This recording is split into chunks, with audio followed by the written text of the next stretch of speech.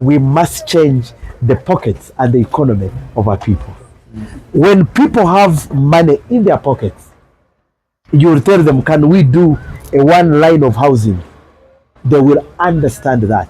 When people do not have money, they will not understand what you're telling them. So this park is to bring restoration of African economy, which we call the African Renaissance. And the African Renaissance, we call it chapter 1, which is coffee. But it's going to spread to iron ore, to tin, to different resources that African people and Uganda has. So the inspiration and the park you see here, like you said, some people really don't understand what is happening here. Some of them have a good understanding. They think it's just a processing.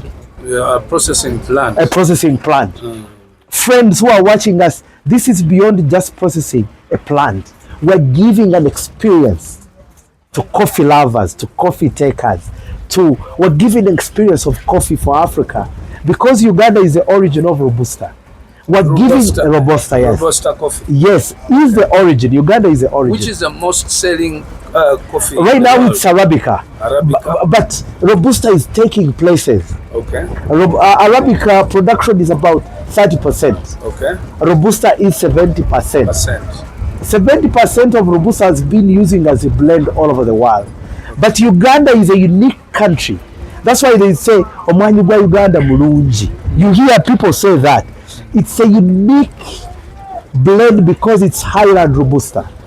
Okay. Where you are is 1870 meters above sea level. Above sea level. There is a Robusta of coffee going all those places you see. There is Highland Robusta. What does it mean? The higher you go, the better the cup. The better the coffee. So that taste, no one has it all over the world. And what about all of us? I see lots of young people. If you marketed coffee, this could be the gateway, I believe. Not because I'm pertaining this project, but I believe in the heart of my beliefs that if we marketed our coffee, not from how we've been marketing, we've been marketing raw material. We've been marketing raw beans. When you hear people say, we're in London marketing coffee, sorry to say, they're marketing shit. I mean, we're continuing. I like that. I'm sorry to say, to use that language, friends, but we're continuing to enslaving ourselves. How do you go to market coffee beans? I mean, you must have seen raw beans. Who will tell you that will not come to buy your raw beans? They are the best. How can someone not? In any case, what are you marketing? It seems like people don't have an idea of what exactly is here. Yes. Because first of all, to cut all these mountains and layer them and plan, whoever did the landscaping, that must have taken a lot of time and of course funds. But of course also building the base of the factory and then the installation. This seems to have been work in a long time. Because you can't achieve this in a very short time, even if it's not yet complete, but it is out of it's past 60%. So for me, I'm very happy that, and I've seen all the machinery has been tested. And then also the things that I've noticed that impressed me so much was 98% of all the workforce on the ground from the road to here is Ugandans. I actually counted only 3 foreigners, which means our people are getting the skill, which means our people are trusted.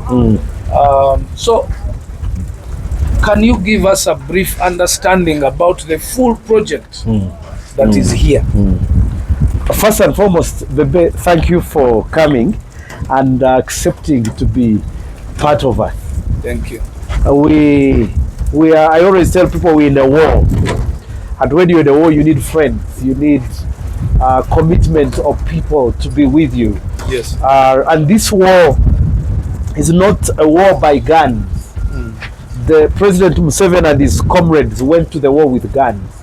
It's an economic war. It's a war to bring what brings to Africans.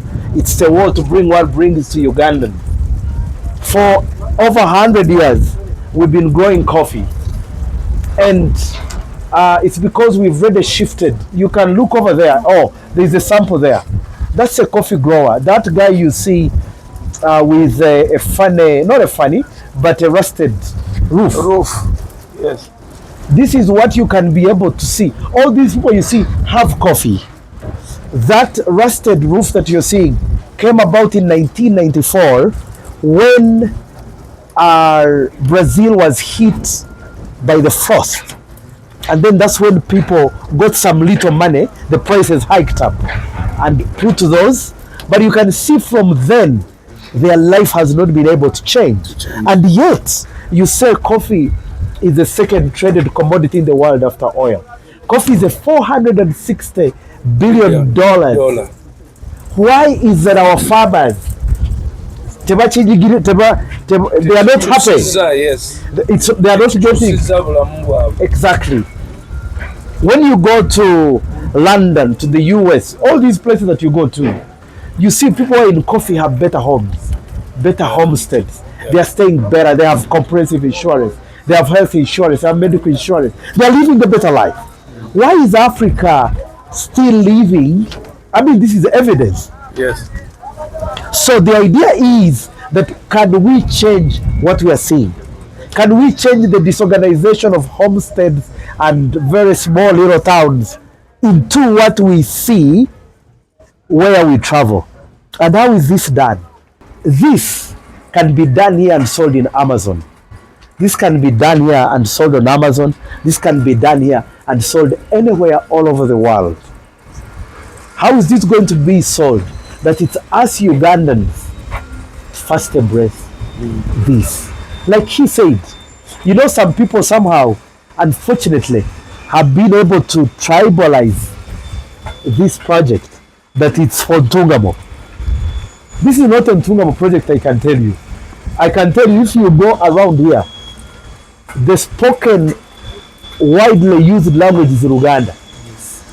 The last time when the opposition leaders came here, and I heard that, I think someone said we corrupted them, like we gave them a bribe. That's shit, that's nonsense. Guys came here and realized something good was happening. Yes. There was a gentleman whom I've never met. It was my first meeting, called Honorable Tabaguzi. While he was moving around, I think some people are working here from his constituency. They greeted him. When they greeted him, they said, "Hey, Mzee, Tufawa, no," you know, that kind of thinking. Then he realized in his mind that this is not about what has been put on social media. Everyone who has a skill is working here. In a short time, you'll have over 1,200 young people, professionals. These are biotech people. These are technology people. These are mechanical engineers, electrical engineers, food scientists. Ordinarily, young people who would study in Chambogo Makerere University, go on that plane, Saudi Arabia, get $300 per month. They're going to be earning $1,000 here. These are the young people we want to keep of dignity. When I was growing up, I realized people are going abroad where people are going for masters. You know, you remember? Professor so and so, someone has gone to study. Are we proud of ourselves, young people, that we're exporting young people to Saudi Arabia? Are we proud of ourselves? They go get the skill and then they get hired there. Instead of getting No, the other ones even are meaning, and the other ones, they call them Nakadama or something? Kadama. Who go to do the normal jobs there. I don't think we want that country. So what does this mean? That we have no choice. Tomorrow we have the Africa Business Forum. We are talking about industrialization, innovation, and industry. What are we pushing? Young people, join me. Join what? Let's push the government to give us more industry. Let's push the government to do more. You understand? I times get an opportunity to listen to what young people are saying. Me, I want to go and riot with young people who are pushing government for more industry. You understand? Because this will solve our problem. This will solve the problem of President Museveni. President Museveni tries to support this kind of a project like this. Do you know how much he gets criticized? How much he gets fault? How much, like, he's a president, but the guy struggles. I do not know if you have seen any good. I don't know. You tell me. Exactly. I shouldn't talk about myself. You understand? Exactly. Why? Positions. If we are seeing good, why does our president then gets a lot of? It means it's a mindset. It's a what? Mindset. So, Bebe, I want you to bring me young people willing to push government, President Museveni and everyone, for more industries. Because then we will know we'll solve the problem of our generation and the future to come. Which is jobs, hence economic development. Development. But if we only get our TikTok, what do you call them? TikTok machines, and only criticize. I've seen people who criticize even without what? Information. Yes. Just far. You understand? I think, Bebe, we have an opportunity, but also we have a responsibility to bring the young people on board to start understanding economic development, economic dispensation, of how worlds or different regions and countries have developed to be where they are. And if those young people have a better mentality, they are the next leaders, they are the next CEOs, they are the next musicians, they are the next big people in their way. But this mindset I'm seeing in Uganda, I can tell you, can you ask me the biggest challenge of an entrepreneur, or what happens if you have a project? What do you think the challenge is? Probably mindset. Like mindset that you're talking about. You have said his mindset. Criticism. Criticism. If you're developing any business, or Yes. Yes. An entrepreneur. visibility, capital, taxes, anyone else? Guys, there are a couple of challenges, and we know the traditional one: capital, land, labor. You understand? Those are the what? But I want you to go and challenge yourselves. There is an hidden one which we don't talk about because it is not evidenced in our books of economics. No, it's not quite. It's not evidenced in our books of what? Of economics. It is the poor man's mentality, which you call jealous, which you call a dogo, which, you know, it's the biggest that is failing African people to move. But because it's not like written, It's not. you understand, like it's not evidenced in these economic books, we have underrated it. And that's why I like Bobby Bebe Cool.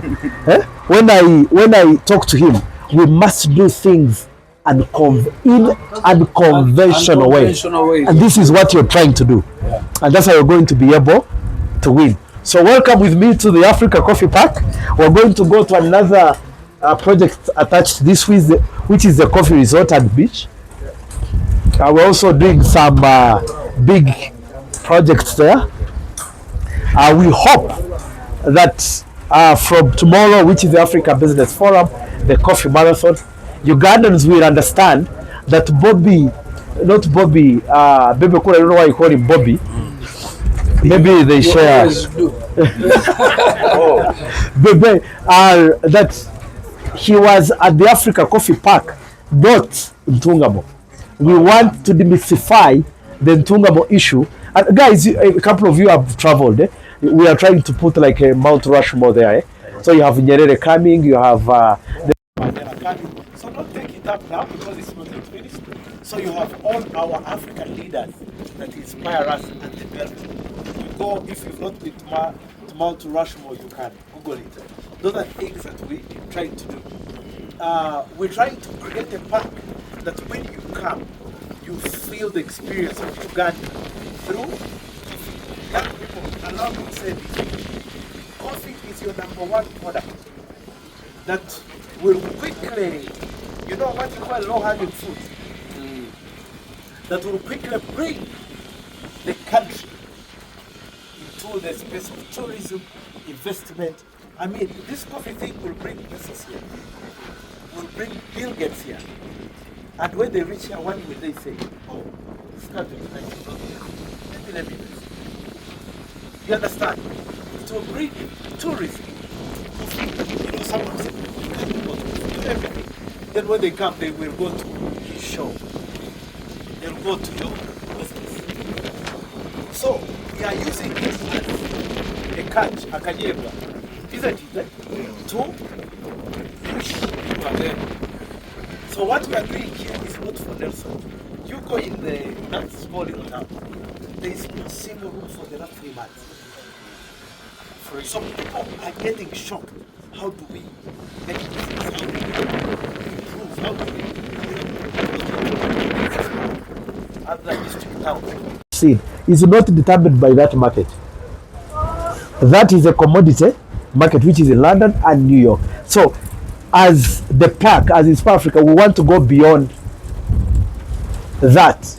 And why we want to go beyond is not for any reason. It's for reason to have a better value for our farmers. Please keep reminded of this. We are doing this because we would like our farmers to live a better life. Because they put a good cup of coffee on our table. Why not? And it's possible, it's not negotiable. Yes. I mean, you have the best, so you can get the best price. It's an economic war. We want better pockets. Yes. So I'm sorry, African people, if you're shy about this, I am not. We must fight. We must be on the forefront of African economy. Yeah. If you want to be shy, colleagues, me, I am not. And I've sacrificed my life. It is okay. But I want to be joined by you young people to know that this economy, we can fight it. The Americans fought it. Remember, do you know Africa was better than America in the 1900? They went and destroyed themselves and the Britain. You can see, we all admire to be the other side. Can you imagine this weather, everything? We admire the other side. I think we can make a better place here. Number two, we're giving an experience outside the real coffee itself, an experience of sports. I know we young people and all of us, we like sports. Me, when I was growing up, we used to run in a pitch where we used oil, put line. You know oil, old oil, old oil, you know it, eh? 3 years ago, I went to the same pitch. The same thing was still happening. Can you imagine? Same thing was. Absolutely. I think the generations come, they need to aspire for better.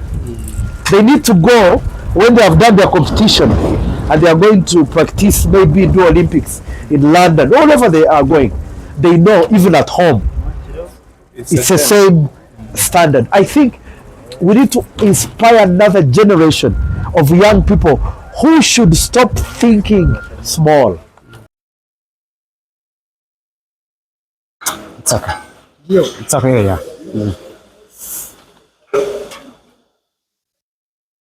It's okay? Yeah. Okay.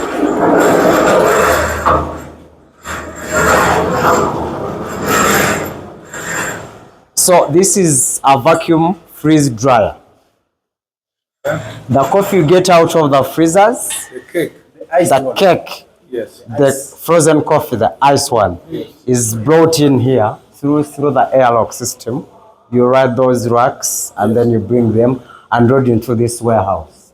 And then this machine, what it does is it dries all the water that hasn't been frozen the other side, gets it out of the cake, and then you have a pallet which is fully dry that you can crush, and now you have a powder which you now pack as instant coffee. Yes.